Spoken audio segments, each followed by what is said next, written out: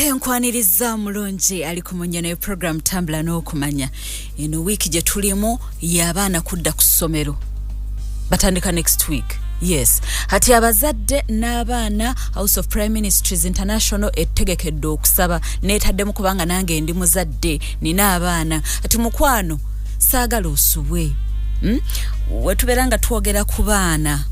Bulijjo mu programs zaffe za Tambula n'okumanya eziise tuba tugamba nti abaana bayita mu bingi ku ssomero gye bali. Balina embeera ze bayitamu oluusi ng'ezimu tebalina wa kuzigamba. Nga nawe omuzadde bajja kutya okugamba. Kaakati nga tulina batwala ne tubawongayo mu maaso ga Mukama. Nga tebannaba kudda ku ssomero ne tubateeka mu mikono gya Mukama. Nga tebannaba kudda ku masomero. Ekyo kibayambako okumanya nti wembeera nfunye ekizibu nsobola okuddukira ewa Mukama. Mukama tagenda kundoopa wa musomesa, tagenda kundoopa wa muzadde, talina gy'agenda kundoopa, ye ajja kunyamba buyambi ye nga ye kubanga ye Katonda wange. Kakati ebyo nabende twagala abaana babeere nga babiyiga. Ati twagala abaana mbaleete ku Canaan Land mu services abazadde n'abaana. Mukwano saagala osubwe. This is very, very, very crucial ku baana baffe nakufa abazadde.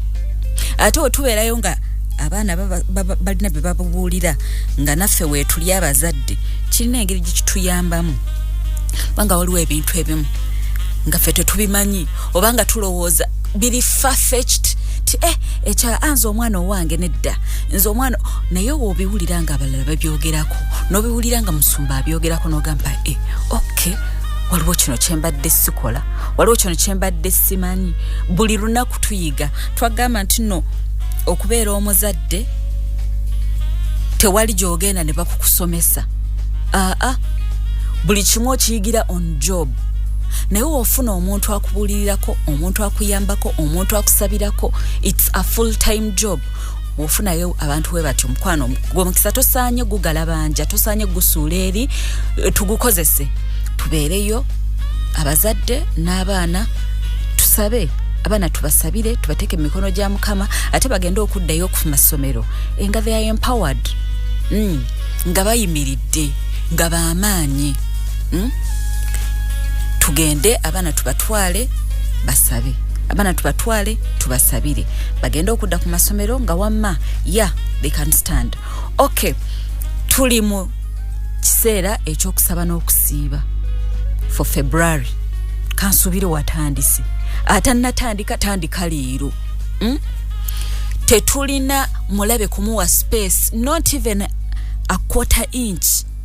Mama bagamba when you give him an inch he takes the whole roller. Kakati tetwagala. Tena ddala nga tugamba nti no we are stepping into our purpose. Purpose yaffe asobola otuyamba stepping into okuginywereza ddala ye Mukama Katonda. N'olwekyo tolina ngeri gy'ogenda kwesamba kusaba. Ate era waliwo n'ebimu ebitajja kuvaawo nga tewali kusaba na kusiiba. Yensonga lwaki tubeera n'ezino period ez'ebisiibo. Batubuulidde omulama we guva sena Isaiah wati banaye neerabidde naye nti nowonoobanga tonnaba kusaba ye ajja kumanya kyagenda ajja ku before you pray he will give you what you're going to pray for. N'olwekyo tetwagala osubwe. Mukama amanyi byonna bye weetaaga. Kati n'olwekyo ensonga lwaki gwe mwennyini gwalina okwenyweza ozimba enkolaganayo ne Katonda. Okay, tosubwa okusaba n'okusiiba, tosubwa overnight egenda kubeerayo ku luno olwokutaano olwa wiiki eno n'oluli olwa wiiki ejja. Kati mukwano weeteeketeeke byonna bibeeremu bulambalamba. Saagala osubwe not even one bit. Saagala okisubwe wadde n'omulundi n'ogumu. Okay, program Tambula n'okumanya mbe twasemba okwogerako batubuulira ensonga lwaki gwe tolina kutya. Olina ebintu by'olina okukola okitegedde Mukama akubuulidde this is what you're supposed to do. Kuno kwe kuyitibwako kino kyenkuyitidde okukola naye nosooka n'ogamba nze naakisobola ngenda kukola ntya ye ntandikirawa. Akuyise mwesigwa, akuyise amanyi, akuyise yalina amaanyi gonna aga buli kimu. Akuyise amanyi byonna byogenda okusisinkana mu kkubo. Akuyise oba nkikugambe nti simanyi nakumanya. Akuyise ye byonna. Mangera singa takuyise era yali bikoze. Kakati yensonga lwaki olina okumwesiga. Woddaawo n'osooka odda mu kutya ng'akuyise alina kyakugambye okukola n'osooka otandika ate nze sijja kusobola. Ate olowooza obeera totenguye, obeera tojeemye. Okujemba kibi, okutenguwa kibi. Manga n'obeera gwe omuzadde ng'olina omwana gw'ogamba okukola ekintu, omwana n'asooka ne yeesigikkiriza, n'asooka n'abeera nga tayagala kukikola, oyinza obulira obusungu, omwana n'omutunira gakalera boono. Oluusi abamufe abangu okukuba mu kibooko ntumuyisaamu ne kumpi. Kati gwe nga Katonda yakugambye ayina kyakuyitidde n'otandika okugamba ate nze ntidde nnyo, waliwo abalala basobola okukikola. Mukwano wozibiririzamu bwoti n'ogamba asijja kusobola, Mukama alina akasanvu. God is actually doing you a favor okutuma okukola ekintu. Zezimu ku nsonga lwaki tolina kutya. Buli wobeera olina ng'owulira otidde, ng'olaba oba abalabe bangi, bonna bannaggwano, bonna olaba gw'oli munafu tobasobola. Oyo mwennyini akutumye bw'oba otunuuliza ebizibu byolaba byogenda okusanga mu kkubo, bimutunuulize. Kubanga era batubuulirako, omulungi Susan Makula Bujjingo yatubuulirako tino ye mwennyini waba akutumye akwesookayo mu maaso. Omuntu yenna agenda okwekyeka mu kkubo lyo gwe Mukama gwatumye aba yeekiise mu kkubo lya Mukama, kuba Mukama akwesookayo mu maaso. One of the reasons you shouldn't fear. Tolina kutya n'akamu. Buli wootambula n'olaba nti waliwo abakulemesa, batunuulize ye kubanga ye yakutuma. Omulimu si gugwo. Kana akakomekereza ke batugamba nti no gwalowooza nti no oli wakabi nnyo, buli kimu okikola bulungi. It's not you man, si gwali mu bikola. Amalala gaveeko gasuula ebbali. It's not you, it is God. Yakutuma. Kasi tobeera ng'okola kintu kye baakutuma, nga bakutumye butumye okukola ekintu. It's not you, it's God. It's the grace of God. Era obeera ng'owulira yaggala gamba nti nze bannaye nze owakabi, bino mulaba nabikoze, nze kino nze yakikoze, era nze omutabaawo, we sibaawo, nze buli kimu mbeera nsobola okukyekolera. Stop boasting like that. Lekeraawo, kyusaamu ogambe Mukama yabikoze, era Mukama waatabaawo, era tewali kikolebwa, era kitaba kisa kya Mukama. Wekitaba kisa kye sirina kyennyinza. Change the way you boast. Boast in your God. Mukama yakuwa amaanyi okukola byonna byokola. Kati wobanga okkiririza ddala nti Mukama yakuwa amaanyi n'okola byonna byokola, n'osobola okusenvula, n'osobola okutambula, ng'okimanyi nti Katonda yabikuwa byonna. That's reason enough not to fear. Ba Mukama akutegekera byonna. Ate amanyi byonna byogenda okusanga. Weziba nsozi nga zogenda okusanga, agenda mu maaso n'akukulembera n'aziseeteeza. Reasons you shouldn't fear. Mukama singa tusobola to trust God enough, singa tusobola omwesiga ekimala nti Mukama bw'antuma ansookayo, Mukama bw'antuma buli kimu akimanyi. Singa obuweereza butwanguyiramuko, sina kutwanguyiramuko, singa butwanguyirira ddala. Naye olw'okuba ffe tubeeraawo ne tutya, ne tusooka ne tugamba ye nze ngenda kukola ntya, oyo ye nze ngenda kukola ntya, mutunulize Mukama kubanga ye ajja kusookayo buli kimu akitereeze. Era baatubulira don't wait for perfection. Toluyinda nti buli kimu kitereerere ddala.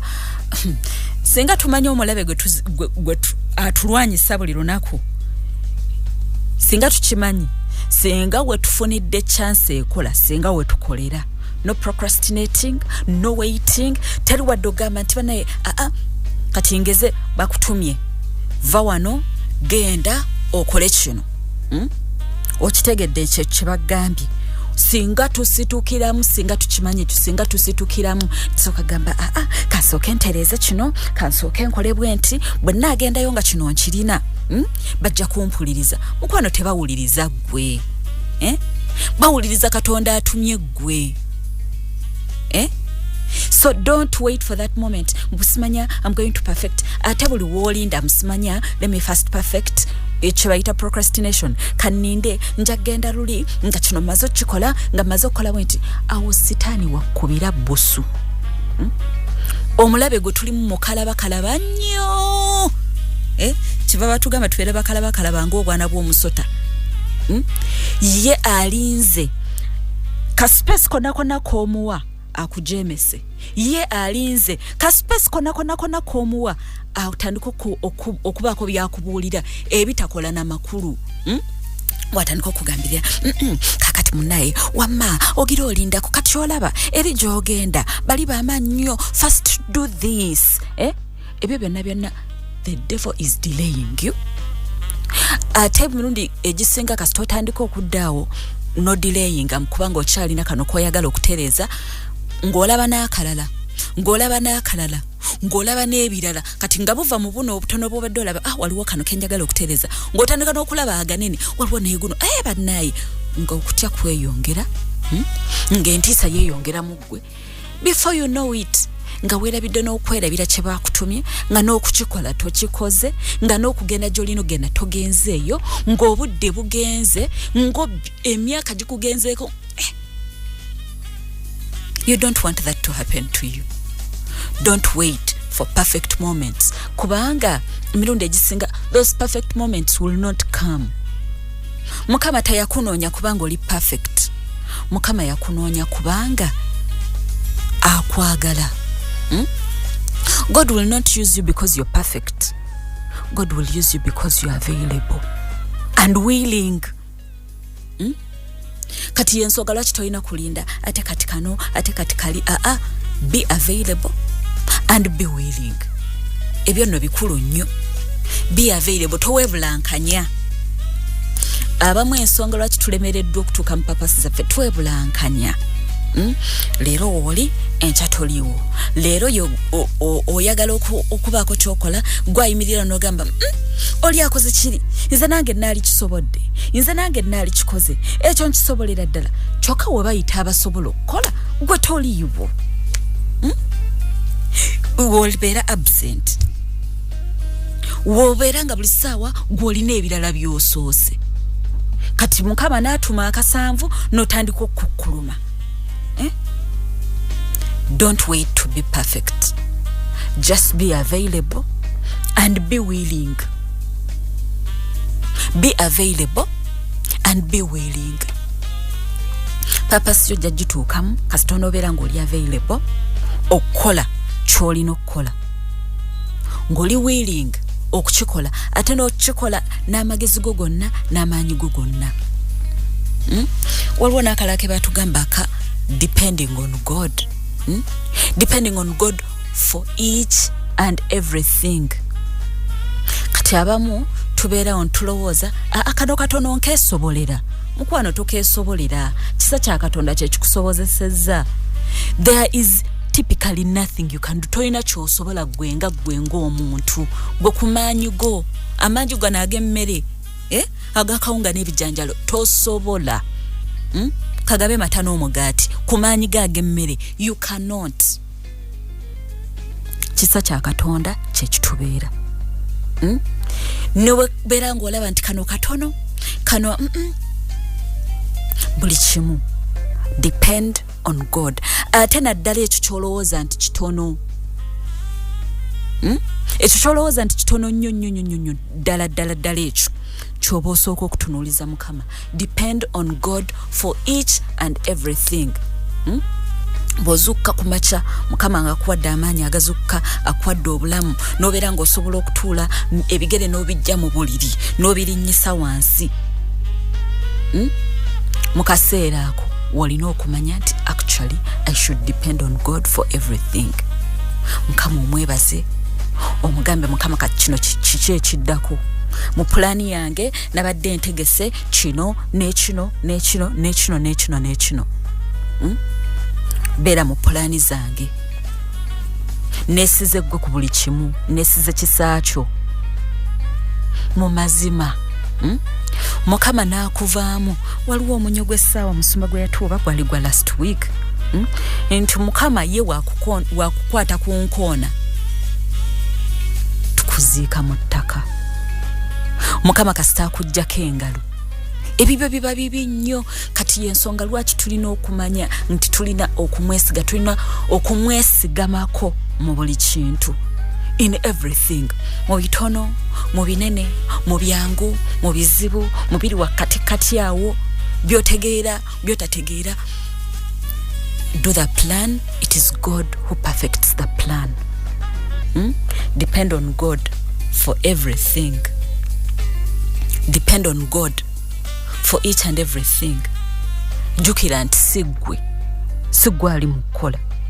Oli yakutumye yakugulira enzigi yakukulembera n'aseeteza ensozi n'agonza emitima gy'abakabaka.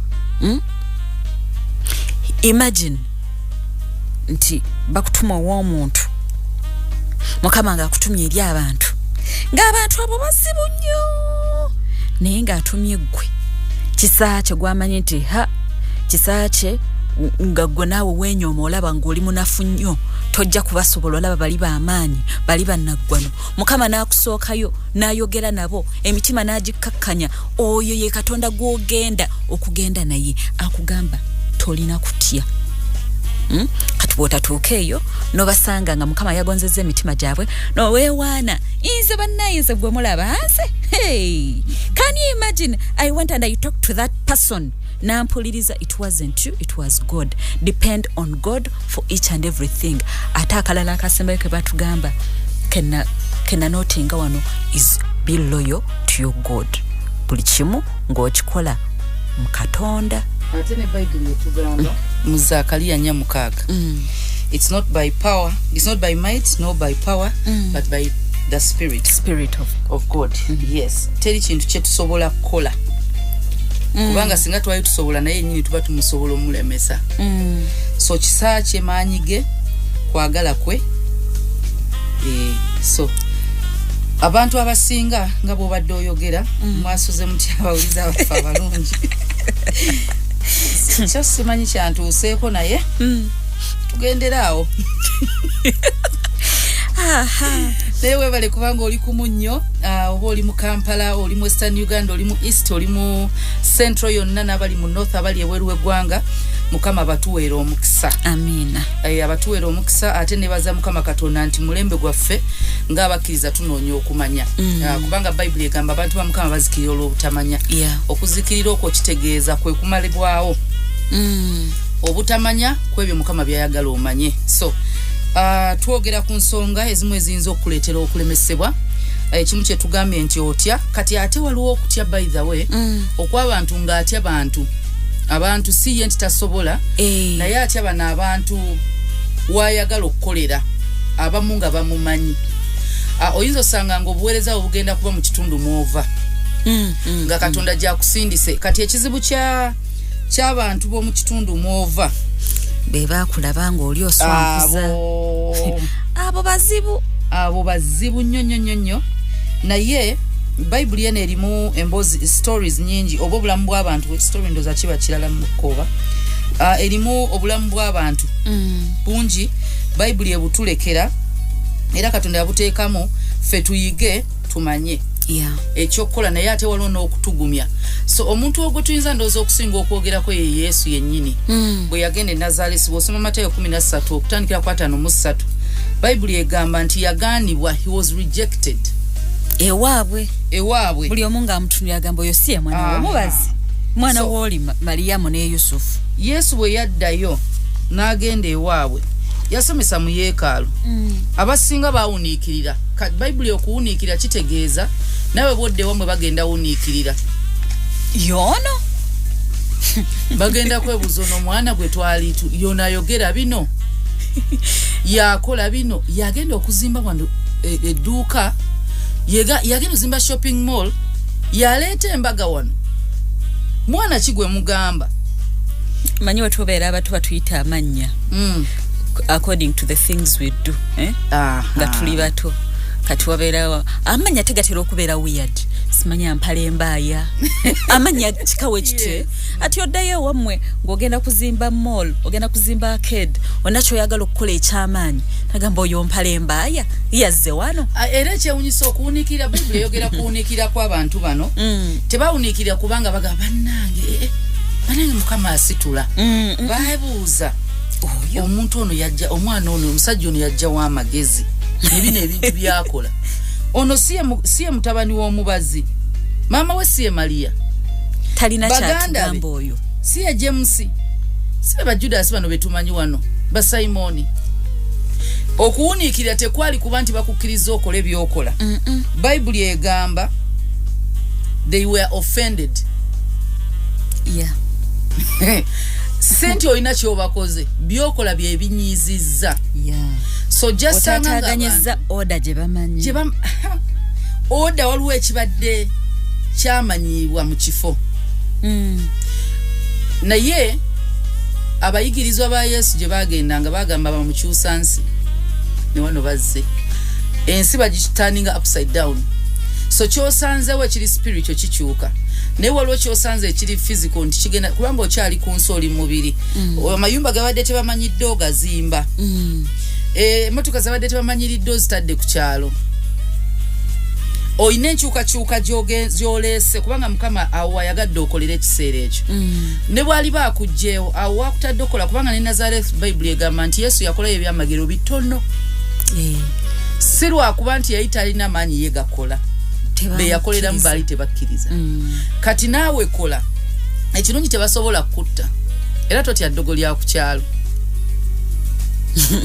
totya ddogo lya ku kyalo balina okukyawa bagenda kubeera offended naye era Yesu yamala yennyini n'agamba nabbitawe wa kitiibwa wa ewaabwe gy'ava mu kifo oba gy'azaalibwa gy'ava bamunyooma teyakolayo because of their unbelief kyangu nnyo obutagasa bantu beewammwe si lwakuba nti gwe tosobola kukola tebakkiriza era osobola oteekawo edduuka ne bataliwagira ne batakuwagira osobola oteekawo essomero ku kyalo kyammwe abaana baabwe ne babatwala mu ssomero eddala si gwe nti tokoze tebakkiriza nti yegwa kikola akikolangani kubanga waliwo obutakkiriza ne neewunya bwewunya kisaakye gwe mbadde mmanyi wano n'azimba essomero banaye kantwale n'omwana ku ssomero ne wabawona ka kisaakye gwe mbadde mmanyi wano imbu yakoze essomero sijja mutwalayo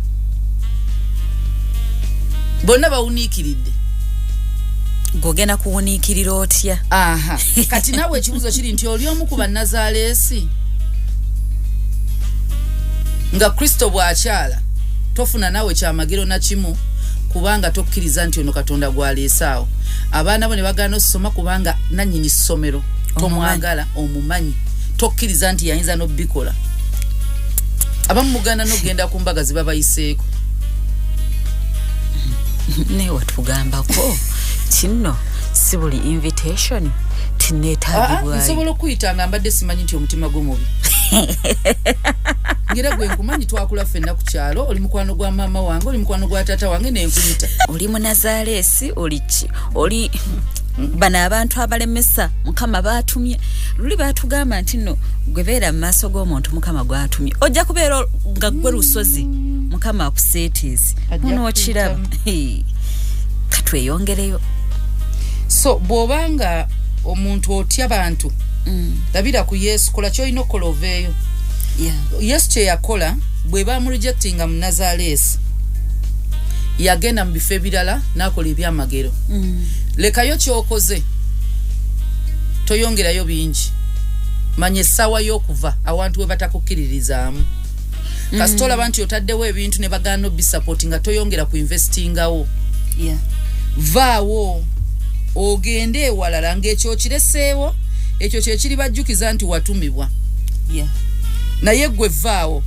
toyongerawo bintu yanogamba bukyanga nkoze ntaddewo obuwumbi bwange toyongerawo obuwumbi bwo kati gwe giramanya nti essaawa eno nveewo kubanga abantu bano tebagenda kukkiriza n'obwolikola otya n'obwoliba wa soda n'ogamba abaana bammwe mbawadde bursaries ne Bible egamba then Jesus went about the villages in a circuit teaching ngavudde Nazareth yagenda mu villages genda mu bifo ebirala batakumanya okole ekkanisa ogitadde ku kitundu baganye nga oli muweereza wa njiri girekeewo eyo branch genda otandike endala basobola okubanga byonna Yesu Kristo bamwagala naye butakkiriza bwabwe nti gwayitiddwa igwe si Kristo wakiri baalitumye gundi banditumye omuntu era abantu kyangu nnyo okukkiriza abantu be batamanyi gwe gendera ne mulamu bwa bulijjo okimanyi mukwano gwasobola obutakuwagira n'awagira awalala business wise akankubuulireko ensonga lwaki olumu bakwano baffe tebatuwagira by the way mwabalina business nga munenya nnyo bakwano bamwe obutabawagira namwe mwechecking ensonga lwaki abantu abamu tebawagira bakwano baabwe is because we refuse to be standard kati wembanga manyi you're my sister nzija sikuwa bintu ebyomutindo nga byempa abalala ntandika okugira ate nonga nkusedde n'okuseera oyo sister wange naye nenkuwa ebintu nga biri substandard nogenda nga te awalala wali genze balikodde ekintu nga kya standard kati omanyi omuntu kibayita okumanyira omuntu familia nti omuntu omumanyiridde so n'otandika omumanyira kati kibayita akamanyiro. A friend of mine yagenze yayagala okusupportinga mukwano gwe alina tours and travel bekutte bangi agenda batambuza bagenda awantu ka vacation bakomewo basasudde particular amount of money naye abakwana abamu ne basasula less kyokka batuuka eri mu kifo kyo kukoma kubali abasasula less bana abasasula enamba bafune value for their money bali teyabagambako bana abali emikwano abasalawo okusasula enamba ne baberanga bali okitegeera tebajja kitegeera do what you must do waliwo okumanya omuntu kati ate n'otandika okumanyira omuntu tomanyira bw'okubeera nga katwogere n'abantu abali mu category y'aba Nazarenes abantu be Nazareth ekimu ku kyokoze olimitinze Katonda omulimitingiddemu ekyo gwe kyomanyi nze kyemmanyi kye kino ku kyalo kyaffe tekubaako kino ku kyalo kino Mukama tajjangako bantu basumba ku kyalo kyaffe abantu bwe bati ne bwe bati bafuna kino waaba walabo ku kyalo kino tebafumbirwa kati gwe Katonda omulimitingira ku kyomanyi abala mulimitinzigidde Katonda ku kyemulaba bulijjo waliwo ekipi ekizze obadde tokirabangako kizze abala tulimitingira Katonda ku kyetwawulira batugamba wano tewakola kino na kino batugamba oyo teyasoma batugamba oyo talina magezi batugamba oyo talina oyina kyomanyi naye Katonda takoma okwo ku kyomanyi yensonga lwaki ye Katonda si mutoowo si mutoowo temwenkana teyenkana kitaawo kyovulaba Yesu yabagamba nalinga ne Ibrahimu tannaba. So what are you saying? Ibrahimu gwe musinza namuso gwe muliko gwe mugamba ya ne Musa gwe mugamba nti amateeka nabasookawo bonna. Itugenda ne twemanyi. Okay, mungambye I should honor the Sabbath, but I'm the Lord of the Sabbath. Ekyaleta Kristo fulfilling ye yamaliriza buli kimu ebyaliwo byonna na fulfilling danga banabe abeita obukadde bw'okukyalo tebulemesezza bantu wowe obero ona change joyagala okuleeta agamba temugeza na mbireeta wano ebifete tubyagala mbebani omulembo ogwa guvudde nawo waliwo omulembe omupya namwagala okulemesa buli kimu ekintu ekyokubanga kyomanyi ng'olowooza Katonda bw'akoma okukola n'Abafalisaayo baakigwako ku Sabbiiti tebalowonyezaako kyamanyi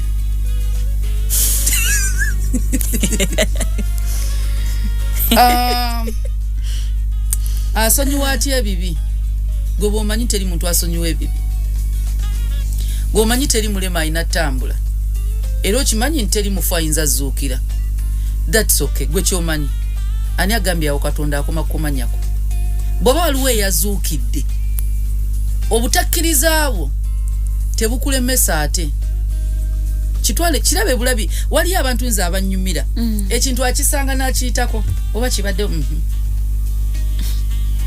tebimukwatako beranga omuntu oyo nga tebikwatako oba azimbye batazimbe oleme kulemesa balala olekelemesa balala kubanga osobola osiga obutakkiriza mu bantu saba kwa lwa mukaaga Sabbiiti ya lwa mukaaga fene tugamba nedda tusinza ku lunaku lwe yazuukira era gwe omanyi nti lwe lunaku olw'okuwummula ffe tugamba Yesu ye kiwummulo ffe tetukyali ku lunaku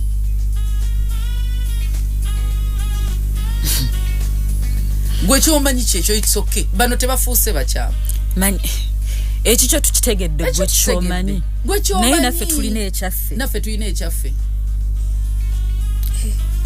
opinion yo eyinza okuba nga yentuufu naye nange eyange entuufu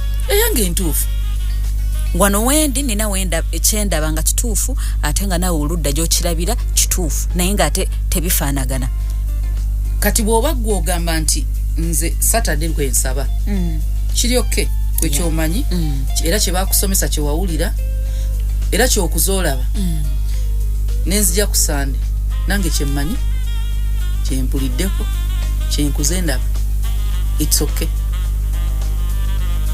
tetutuzaala lutalo naye ekizibu kwe kubanga oleeta abalala obutakkiriza ngo bagambo yo kyakola kikyamu temutawanagenda oyo talina namaanyi gayinza kubanga alina akaka kulira no nga tukalaba ne bazadde be baali balogo kati kyogamba musumba ku bulogo kwatudde ne bannange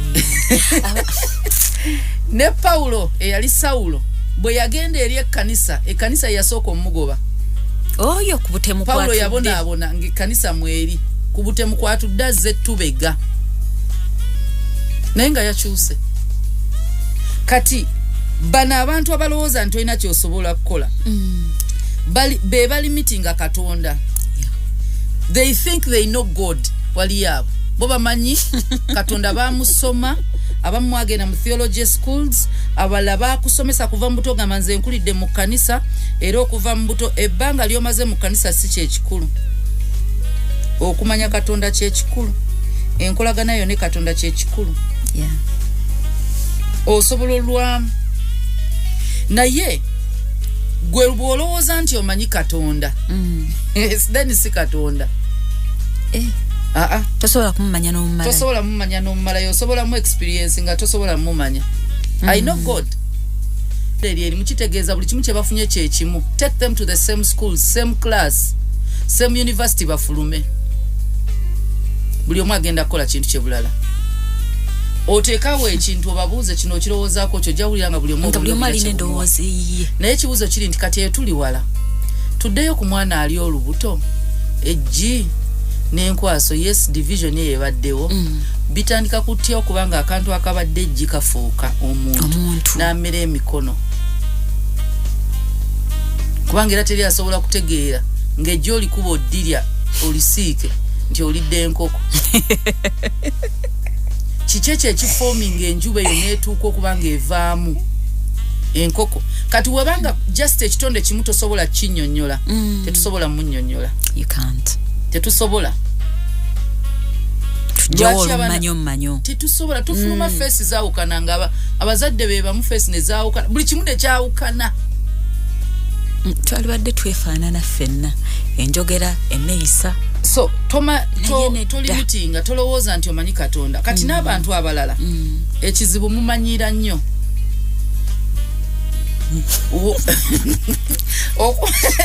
esikamanyira wamanyira kisaakye nomugamba oyo kisaache wangu wa bulijjo that being familiarity etali ya kuvuma kale anti omanyi kigambo ndoza kyekimu mu Luganda wamanyira n'okumanyira waliwo kye bayita olumanyo lwero omumanyi tuyitawo ne weerabira nti waliwo oli kisaache gwe wakula naye kati ne wabaawo ono akozesebwa Mukama kati ono mulala waliwo amutumye yamuwadde assignment takola bibye naye era naye mu maanyi ge teyandisobodde kati ono amutumye yamuwadde emirimu era byakola bijja kwewuunyisa kituufu birina okwewuunyisa naye olumanyo olwo lujjeewo osobola okubanga naawe ofuna mu kisaache ekimutumiddwa era kyangu okubanga mu famire wayitibwa naye nga teri atula wansi w'amafuta go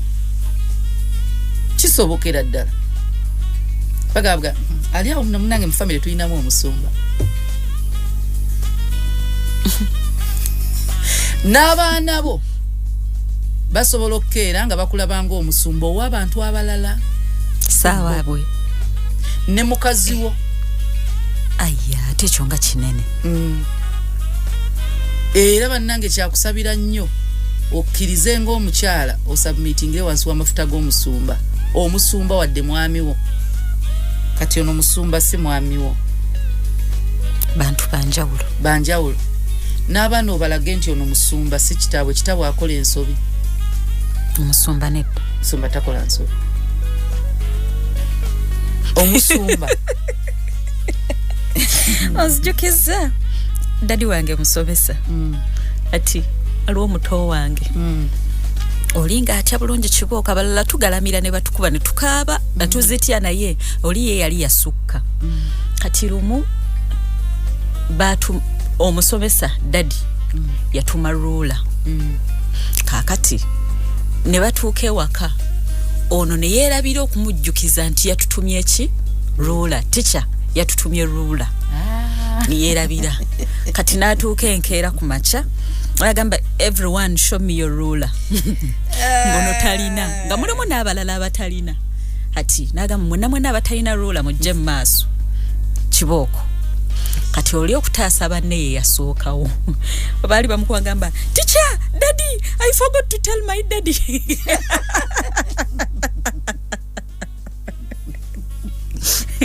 it's a very famous joke at home akati olina okwawula lwaki waliwo no gwoyina okuwa ekitiibwa taata wo muwa ekitiibwa yes taata wo muwa ekitiibwa bayibuli egamba kitawo ne nnyoko basangamu ekitiibwa kati naye kugamba omusumba omuwedda bohoona kubisaamu mu kitiibwa ky'owa kitaawo kiwa omusumbawo 1 Timothy chapter 5:17 ne 18 ne 18 words 1 Timothy 5 17 okusinga egamba okuwa ekitiibwa abatufuga obulungi naga especially oba wadde boona agamba especially those who labor in the word and doctrine. Wow. Eyo ba leader ba spiritual leader bo oba sheikh oba father oba pastor oba prophet oba apostle, your spiritual leader muwe dabo hona kati gwo omukyala n'abaana bawo submit abaana mwe kitamu ekitiibwa kati bwe muyingira ekkanisa nga ayimiridde ku kituuti dabo be muwadde oli kati nabagambye ye alina mukulebalinga mu kigambo kya Mukama ogwo mulimu munene ogwo ya assignment gyamuwadde nene nnyo so mulekerawo olumanyi era bw'omusanga mulabe nga musumba nga ali mu bantu mulabe nga omuweereza wa Mukama bw'otuuka ku ssomero lye mulabe nga MD mulabe nga director toyogera nga ayogera kubanga omuntu omumanyi onna akantu kuwa tugambako era ndowooza wali weewaako example gwe ne musumba ti alina personalities za mirundi mingi nnyo oyawula omusumba wo n'omusumba wange n'oyawula omwami wo n'oyawula MD wo mukama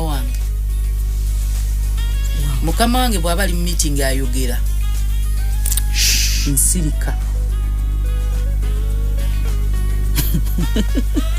bino byomusalamu asokolindeko kubanga oli mukyala ku kamanyiiro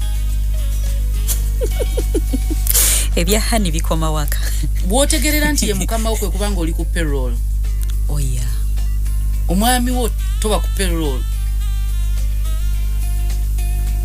aina kantu keyogedde jo meeting sigenda kwogera. My take home for today is that kikulu nnyo okumanya Katonda naye tosobola mumanya yenna. Kikulu nnyo okuba n'enkolagana ne Katonda.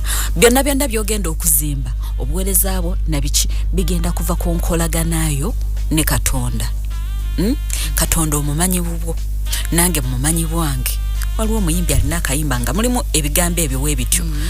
Katonda omumanyi lulwo nange mumanyi lwange. Sagala tubigattike. Tolemesa muntu buweereza just because you know. You don't know. You don't. Akatalekeka.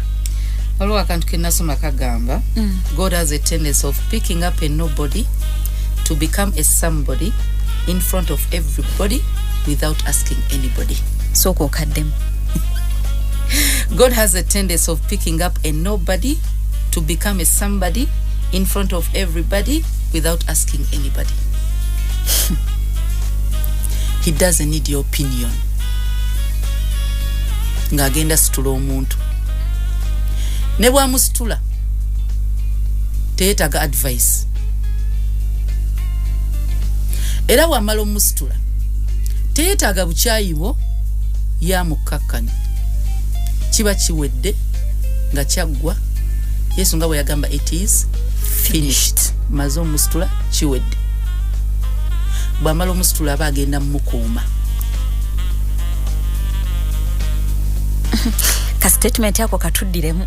God has a tendency of picking up a nobody to become a somebody in front of everybody without asking anybody. Akawulidde. Without asking.